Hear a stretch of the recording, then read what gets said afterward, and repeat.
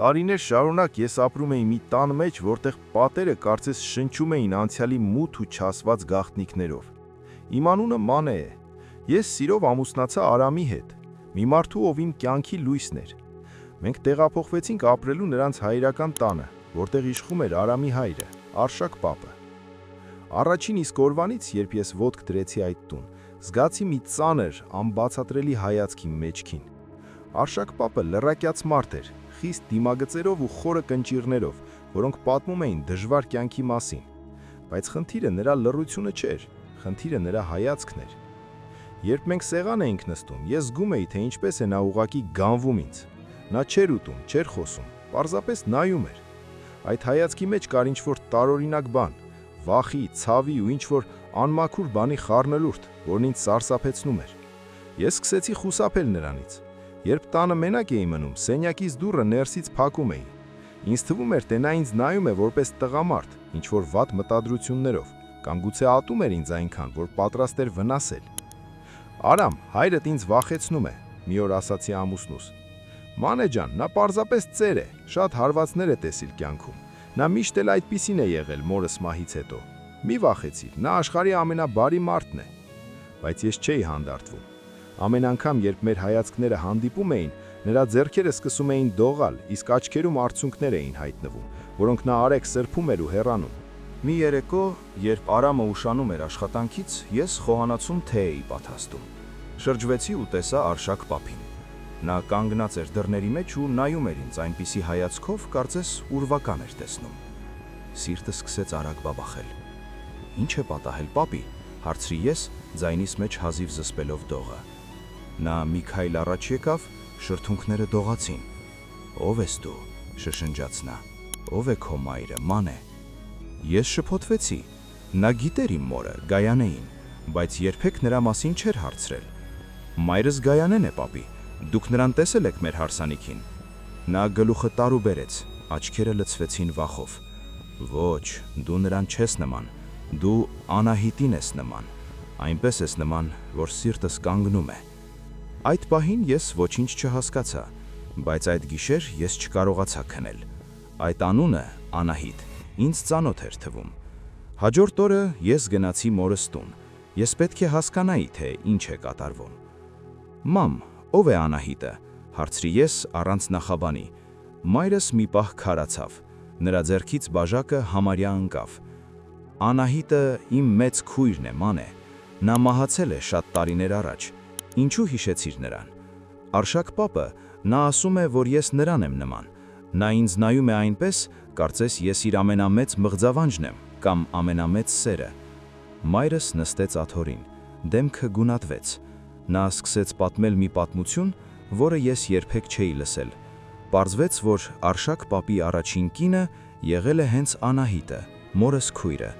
Նրանք խենթի պես սիրել են իրար, բայց Անահիտը երեխաներ չէր կարողանում ունենալ։ Այդ տարիներին գյուղում դա մեծ դժբախտություն էր համարվում։ Արշակի ընտանիքը ճնշում էր գործադրում, եւ ի վերջո նրանք բաժանվեցին, չնայած մեծ սիրուն։ Անահիտը հեռացավ քաղաք, իսկ Արշակը ամուսնացավ Արամի մոր հետ։ Տարիներ անց լուր եկավ, որ Անահիտը մահացել է հիվանդությունից։ Ես լսում էի ու չէի հավատում։ Ուրեմն ես նման էի նրա առաջին սիրուն, բայց դա չէր բացատրում նրա սարսափը։ Երբ վերադարձա տուն, Արշակ պապը նստած էր այգում։ Ես մոտեցա նրան։ Այս անգամ ես չէի վախենում։ «Պապի, ես գիտեմ Անահիտի մասին։ Նա իմ մորաքույրն էր»։ Ծերունին բարձրացրեց գլուխը։ Նրա աչքերում անասելի տառապանք կար։ «Մանե», նրա ձայնը խզվեց։ «Ես տարիներ շարունակ ապրել եմ մի մեղքի զգացումով։ Երբ Անահիտը հեռացավ, նա ինձ մի նամակ գրեց։ Նա ասում էր, որ հղի է, բայց ես չհավատացի նրան, կարծեցի ուզում է ինձ հետ պահել։ Ես նրան չփնտրեցի։ Իսկ երբ տեսա քեզ, դու նրա կենդանի պատկերն ես,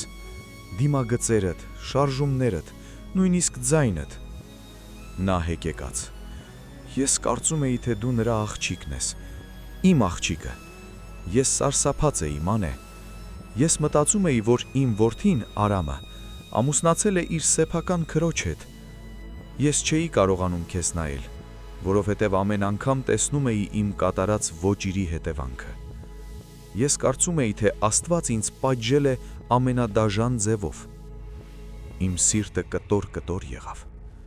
Այն հայացքը, որը ես համարում էի փիս կամ վատ, իրականում եղել է հուսահատության ու մեղքի հայացք։ Նա կարծել էր, թե ես իր կորուսյալ դուստրն եմ, իսկ իր որդին ու ես անգիտակցաբար մեծ մեղք ենք գործել։ Ես բռնեցի նրա դողացող ձեռքերը։ «Պապի, հանգստացիր։ Մայրս պատմեց ամեն ինչ։ Անահիտը երբեք երեխա չի ունեցել։ Նա այդպես էլ չամուսնացավ։ Այն նամակը, գուցե նա պարզապես հույս ուներ, կամ գուցե սխալվել էր։ Ես Գայանեի հարազատ աղջիկն եմ։ Ես ու Արամը արյունակից չենք։ Ես Անահիտի նման եմ, որովհետև մեր տոհմական գեները շատ ուժեղ են։